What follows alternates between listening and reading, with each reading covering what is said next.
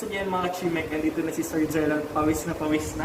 Pero kailangan natin itong ipagpatuloy with Ma'am Mars of course, as our videographer, pero nahihiya siya. Baka mamaya magpakita siya at magsalita siya dyan. So hindi natin ginit-ginta. At lang natin ang tawa niya sa ating mga pinag-ano. So nasushock siya sa mga pinagsasabi ko sa ating video, mga kaibigan. So without further ado, nakikita niyo naman itong dalawang stand, di ba? Sana all. Nakikita ko rin yan. Parehas tayo. So we will connect. Usually, kasi kaya siya parehas ng pangalan, di ba? Iron stand, iron clamp, and iron stand, and iron ring. Ulit-ulit ka, girl. Kasi, they are usually together, di ba? Sana all together. Si Sir Jello ang nakilang para sana all. So, ayan, we'll connect the iron stand, iron ring to the iron stand. So, ayan. We have the screw here to adjust para ma-fix siya or hindi. And before that, isusukat natin kung gaano kataas si tirril burr mo. Kasi baka mababa lang naman siya, di ba? No offense, Ma'am Mars. So, ganyan ang height. So, leave a little portion for the flame. So, there you go. Yes, we have our setup now. Nalagay natin dito si wires later. So, hindi pa kasi alauna. It's 12:45 in the noon. So, hindi pa natin gagamit ang flame and water kasi nagtitipid ang Ateneo dahil walang tao. So, sinat down nila lahat ng facility. Diba? So, okay namin, sir. Share ko lang. And then, we'll be placing now the iron clamp. Yung mahigpit ang kapit para hindi mabasa. Diba? Sana all. Ano na lang tayo sana all. Lagyan na din natin sa kabila. Please do not try this at home. Of course, hindi na naman ito magagawa kasi wala ka sa bahay niyo ito. Medyo may mga kalumaan na rin ang ating equipment. Siguro mga 4 months old. Luma na yung matagal na naka-stock. So, dapat ita-timelapse ko to. Lagyan ko na lang ng music para hindi kayo naboboard. O kaya picture ko para titigan nyo lang ako sa side. Habang ginagawa. Nasa madidistract kayo kasi sa akin na lang ngayon yung titingin. Yung sex na yun. Now we have the condenser. Check. Tignan natin kung fit. Wow! Oh! Ang galing man ah. And of course, sinukat ko lang. Hindi ko pa naman siya ilalagay. Because we need to place first our distillation flask. So ito na. Sana na-adjust ko. Yo! Galing!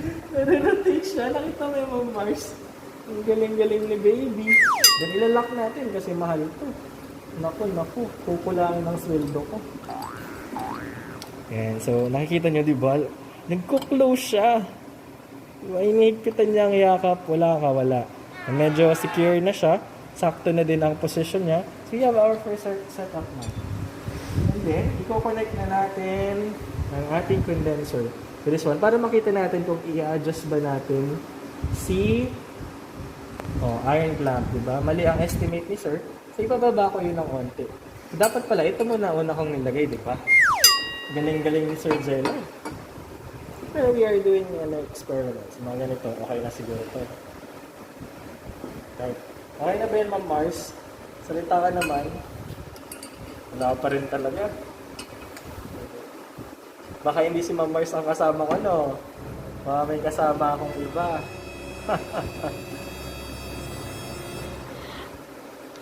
Naririnig niyo naman ata ang breathing ni Ma'am Mars. Tigil ang kanyang tawa.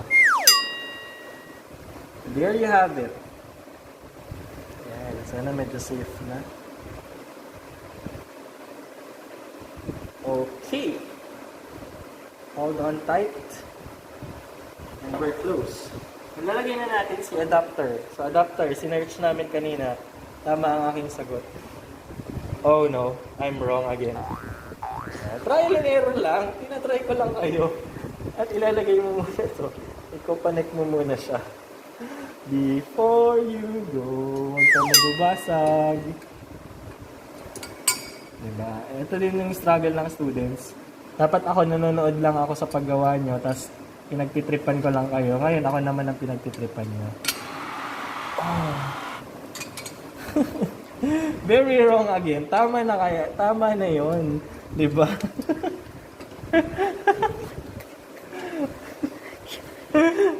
Char lang, di ba? Trial and error yun.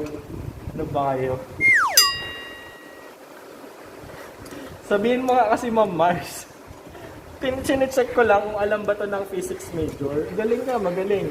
Alam ko naman ganito. Ito yung inat kong ginawa. Tapos pinapatawa lang kita. So sana guys, tumatawa rin kayo sa inyong mga bahay. O, nakita niyo na, yun yung kamay ni Ma'am Mars. Alright. Ta-tighten lang natin. Yan. Makisama ka naman, screw. Hindi ko pa nararamdaman ang paghigpit niya. Mas mali pala yung pag-ikot ko. Oh!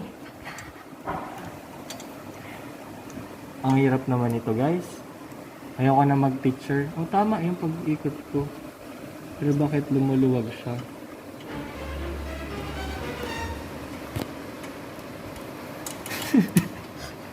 What's up, Chem Lab? So ayan, nakuha na namin kung gaano ako, hindi ko idadamay si Mamas. Gaano ako kabobo. Wala, naluluwagan ko muna. Natetep na kanyang kamay, napakilaman ang ginagawa ko. Sige na nga. Kaya nga to, Lab, group work dapat to, kasi dito kayo ng isa. Pero si Superman Jelo ako, so kaya ko yan. Ayan na, di ba? Tutulak natin ng onti, sabay ilalak. Ayan na. Thank you for assisting. I think tight na. Tight na ba? Sige nga. Baka mabasag. Wala akong pangbili nito.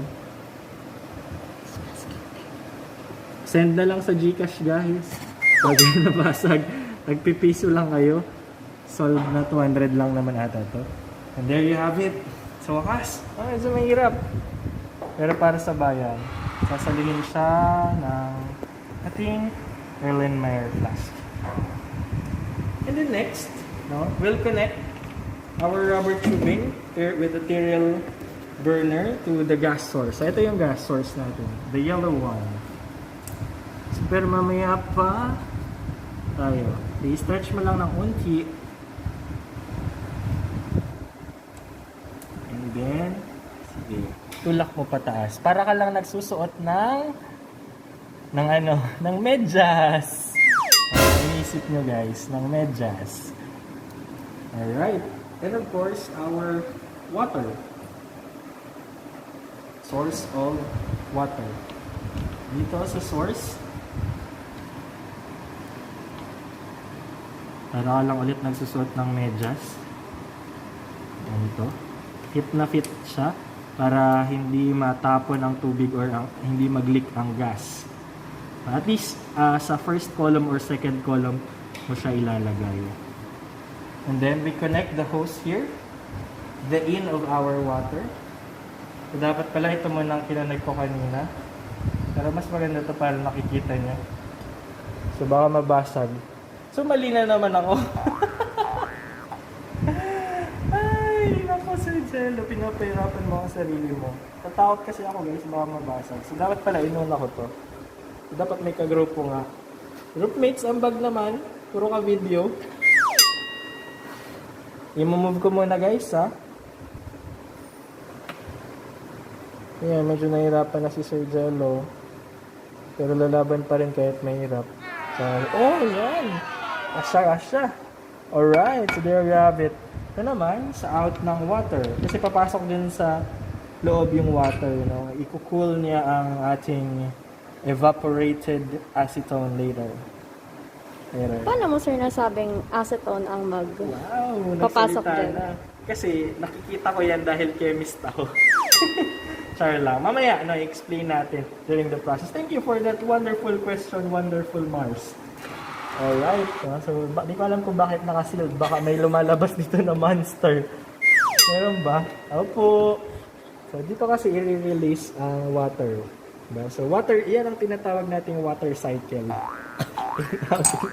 Joke lang hindi ito earth science. Mali yun. Ibabalik na natin. So ganyan lang ka-easy ang pag-assemble. Okay, check lang natin kung safe. And yes, it's absolutely safe.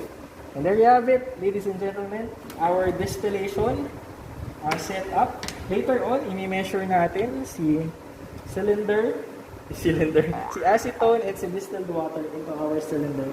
And we will mix them and place them in our distillation flask with a thermometer.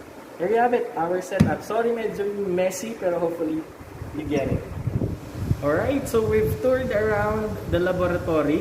So I'll show you some basic skills and some basic procedures on how to operate some of the materials inside the laboratory. First things first, one of the most used or the common laboratory apparatus is the tirril burner. Now, how do we use the tirril burner? Now, first, of course, we have to assemble the body of the tirril burner. So the base is this one, no, with the needle valve screw, and the tube with the air valve and the air vent, no, where the air passage or the gas enters and combines with the oxygen. So i-connect lang natin by screwing it going down. Tama ba ang term ko?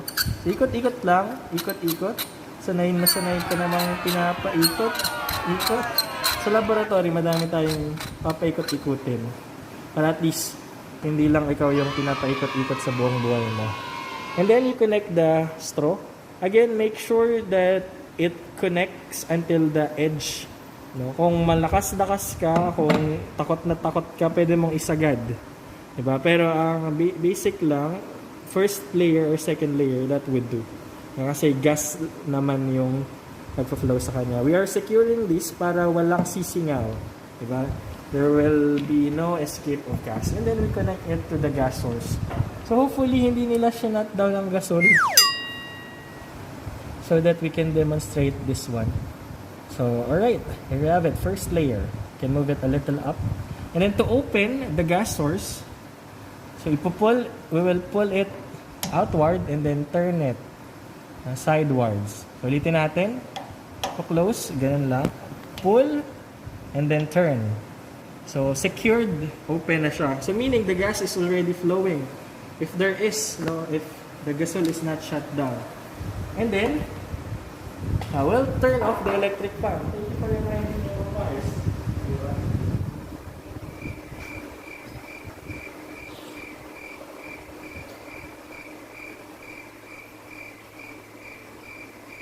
So, ayan, nagbabalik ako. Hindi pa na. Part yun ng laboratory, diba? Real thing, real experience. So, first step, no? We will loosen the needle valve screw. So, etong screw na to is somehow a lock in between the gas chamber and this tube. No? So, once I slowly loosen it by turning it from right going to the left, no? So, pababa, the gas is actually flowing. So, let's try. Huwag kang matakot mama, istiwala lang. So then, walang flame. Walang gas source. So, even the gas. Sige. Try natin. Let's slowly open this so oxygen would enter. And then, is a prank! Alright. Mga ka-Chimek, medyo mahina ng energy ni Sir Zello. Medyo natagalan kasi kami kaaantay sa supply ng tubig. Now, unfortunately, walang dumating na tubig kasi yan, may technical difficulty sa atin ngayon. Taghirap na din sa atin ngayon. Anyways, we'll proceed with the experiment. Ganyan tayo kakaitin. So sealed pa pala to. So we'll be using the acetone. Brand new acetone. This is a brand new acetone from Xylem Enterprises. Brought to you by Xylem Enterprises. So the acetone, we'll be needing 25 ml of this one and then 25 ml of distilled water. So we'll be using an exact 25 ml cylinder. So we'll be using the steering rod, diba? Para may effect naman. Para i-guide ang liquid natin. So that it will not spill. Tapos nag-spill na paya si Sir Jello. Diba? May nag-spill. May tumutulo. So anyways, kinakabahan kasi ako guys. Mayaman tayo sa acetone. Don't worry. So ganun. Sige, alisin na lang natin. Diba? Kung malaki ang opening, okay sana. Yun yung purpose niya. Pasmado ka si Sir Jello, guys. Pasensya na. Tinatry ko lang kamang paugmahon. That's my way of doing that. And then, when we are measuring the volume of liquid, especially colorless liquid, we look at the lower meniscus, diba? You learned probably in your earth science, the cohesion and adhesion. It creates a curvature in the cylinder. So, titingnan natin. So, that's 25 ml. So, we're good to go. And we'll use a distilled water as well. No? What is a distilled water? Distilled water is a pure H2O.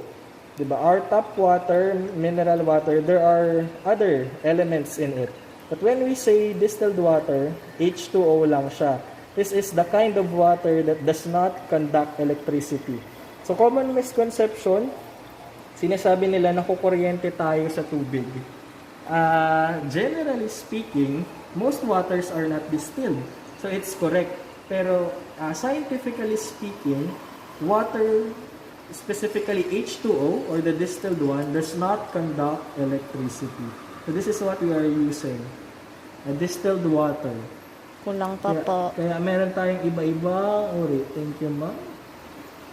Ng water, diba? Alkaline, no, with alkaline earth metals. Mineral water with the minerals. Parang tagilid po, sir, yung graduated cylinder natin. Kasi hindi niya alam kung saan siya magtatrabaho. Tagilid ang standing niya. Lamig ng acetone. Ayan. Daimon? Dito hawakan mo yung acetone. Daimon? Daimon. Grabe, basher ko pala si Mars. Anyways, di ba? We learned in our first topic or second, anyways, in one of our topic that when we combine water to an alcohol or acetone, this become a solution. Meaning a mixture wherein we can only see one phase, a homogeneous solution, in particular a solution. So this is now what we are going to apply. We are going to combine to mix the water and the cylinder. The water and the cylinder. The water and the acetone. Mahirap mag-multitask, guys, no? Grabe pala ang challenge ng mga vlogger. So, rest in peace, Lloyd Cadena. So, we had a little error. Now, when we transferred our solution, may mga lumusot in our tubing, kaya meron na dito. So, that's part of experiment, no? The error analysis. So, let me close the acetone because it easily evaporates. And then, we have to seal our distillation flask and cover it with a thermometer so that from time to time, we can check our temperature because the acetone boils at 40 degrees Celsius while water boils at 100. So we will stop after 40 degrees Celsius. Without further ado, we've learned in the first video on how to open the tirril burner. So I will do it one more time. And then, just a disclaimer na Ma'am Mars is multitasking. Wala kaming source ng water. The water should enter this tube and should run down. Diba? May tube dito sa loob, inner tube where the evaporated gas will enter. Tapos sa labas, may water, the process of condensation. But we cannot do it kasi walang water source. Ang dali sana. So, ang talino namin, gumawa kami ng tissue with soak in water, constantly pinapalamig namin para magsilbing condenser natin or source of condensing water. Without further ado, here we go. I'm lighting up. Now again, we don't want the yellow flame because as you can see, it creates soots. So we slightly open the air vent to create the blue flame. And there you go, our blue flame, the stronger flame. And as you can see, medyo mabilis. Diba? Mabilis ang pag-evaporate. So, this is a mixture now of your acetone and your water. Kahit hindi man ako ipakita, ma'am, okay lang, siguro. Para makita nila yung process. Because of the difference in the boiling point, ano nga yung boiling point? Is it an intensive or extensive property? Very good. It's an intensive property. Di ba mahirap pag walang kausap sa video? So, intensive property siya. Therefore, kahit pag haluin mo, kahit saan mo siya ilagay, anywhere, anytime with Boracay rum. Anywhere, anytime, the boiling point of acetone would be the same. So as water. Therefore, which one will evaporate first? Is it the water or the acetone? Tama! Galing-galing! Si acetone ang unang mag-evaporate. And this is how distillation occurs. So let me, while we are waiting, let me splash some distilled water here. Because some are already evaporating. The gas are going up, hindi nyo yung nakikita. And wala siyang other way to escape. Temperature is rising. Not yet. And then, it will go here, the gas. There's no other way but to go here, and it will be cooled down in our condenser. So kung flowing water ito, maganda sana kasi makikita natin yung steam turning into liquid once again and returning to our earlier flask. So I think our flame is not full. Meron na? There are steam entering. It's okay. Dito naman sa tube. Sure ka? Yes. There's an escape pod. So maybe we can place some little covering. Medyo kapos tayo sa materials because we cannot find the cork. The cork stopper rather. So let me correct what I said a while ago. It's not 40 degrees Celsius. Acetone boils at 56, 50 around 60. But the point is, it's not equal to the boiling point of water. So it boils faster. We'll stop when we reach 56. Hopefully nakikita. So medyo matagal pa. As you can see, the water and acetone solution, the assy water, or the water tone, whatever you might call it, is already separating. If we can see here, parang walang nangyayari because the steam are flowing and inside it's being condensed. That is why we are having now our acetone on this Erlen Mayer's flask. Diba? Ang bilis. Magturo. So yan, this is our distillation process. So what will remain here is our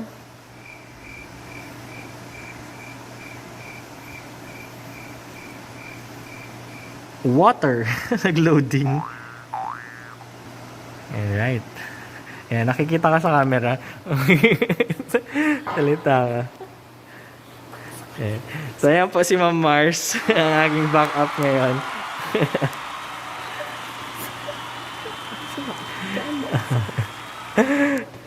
Alright, increasing na. That is why. No, hindi pala tumataas kanina yung temperature kasi hindi ko nababa masyado. Tinatry ko lang kung marunong si Ma'am Mars. Ang galing. So slightly error. So ayan na, increasing na. 41. And slowly, most of our acetones are already evaporating. The goal is to get the 25 ml of acetone. Again, and then 25 ml din dito. But it will not be that accurate. At least 20, and so on and so forth. We're close to our target temperature. Pero yan, may purpose kung bakit ko sinabing 40 degrees Celsius, di ba? As early as 40 degrees, nag-start na siya mag-evaporate. It will completely evaporate at 56. According to our Wikipedia. So, si Ma'am Mars, yan na. Magsasite ka lang ng source, Wikipedia pa. Ano ka, ikaw ba yung... Wag na. Ayoko mong bash. So, this is your distillation setup with the improved water source. Tissue as our condenser. So yan, we cannot wait any longer, I think. So later on, ipipicturean ko na lang yung output because it's too hot in the laboratory already and it's almost 4:30. So yan, we need to go because the laboratory will close. Medyo natagalan kami sa pag-antay ng tubig na hindi naman dumating. Oh, ganun naman talaga. And I have to clean this glasswares as well. So yun yung swerte din kayo, every time after the laboratory, may 15 minutes na tinitira para maglinis. So here are the acetone na nag-condense before becoming liquid form. Ito yung na-collect natin na acetone, no? Roughly 25 ml, and the remaining when the temperature reach 56 degrees Celsius are the water. So we can test this by flame, no, or by taste, pero hindi advisable yun. So there you have it, the distillation process. This can be done for experiments or for solutions with 2 different boiling points. And there you have it, no, wapoys na si Sir Jello pero hot pa rin. Thank you mga kachimek sa pagsubaybay sa ating vlog for today. For the more difficult experiments, we'll be returning to the laboratory, but it's a long procedure because I have to write a letter to several people. But nonetheless, babalik tayo at babalik dito at dadalhin ko kayo. At sana sa susunod na semestre, mga kaibigan, magkakasama na tayo. Mga kaibigan, mga aking estudyante, magkakasama na tayo dito. So thank you. This has been Sir Jello and the distillation process with Ma'am Mars. Peace out.